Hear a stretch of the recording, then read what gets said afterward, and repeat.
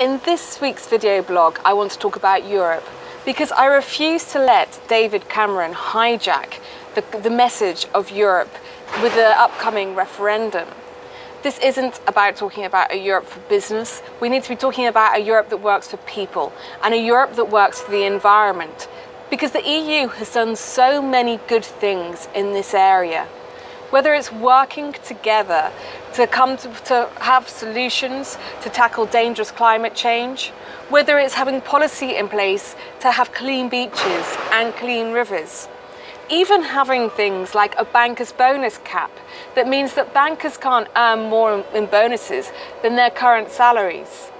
It's also vitally important that it's the EU that has legislation on workers' rights, on human rights. And under this current Conservative government, these two issues are currently being undermined. And these things, obviously there are other bad aspects to Europe. And one of the hot topics at the moment is TTIP and the international trade negotiations that could mean that businesses can sue governments.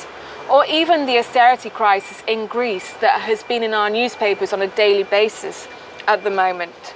But what's vital to remember is that we have MEPs elected into the European Parliament who every day are working towards a better Europe to work for people and the environment.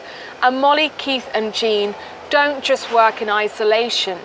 They work with Green parties across the whole of Europe to build an international movement for the kind of vision of a Europe that we want to build. And we're the only party who works on this basis. It means that as the Greens, as the UK and as the Green Party, we're not just watching from the sidelines.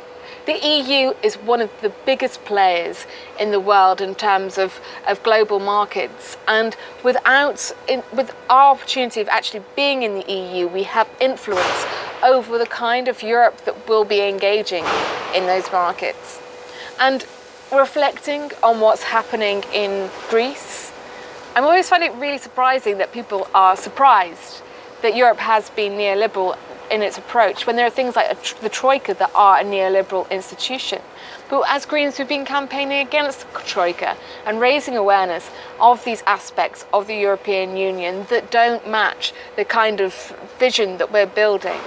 And in Greece, most people are against the Troika but pro-Europe. And that's why it's important to be working on this international basis to build an international anti-austerity movement. And not only that, looking at TTIP and what's happening there, it'll be like jumping out of the frying pan and into the fire if we leave the European Union. Those trade agreements are currently being negotiated on a pan-European basis that means voices such as David Cameron's are currently being diluted. If it's just the David Cameron and our current Conservative government trying to negotiate those trade agreements that are part and parcel of how the UK interacts with countries all over the world. This isn't the only trade agreement we have. Actually, what would that trade agreement look like when the current government is trying to undermine workers' rights and undermine human rights and actually get rid of many of them altogether? The work that they've been doing against the unions at the moment has been really shocking in terms of the impact that they might have in those kind of negotiations.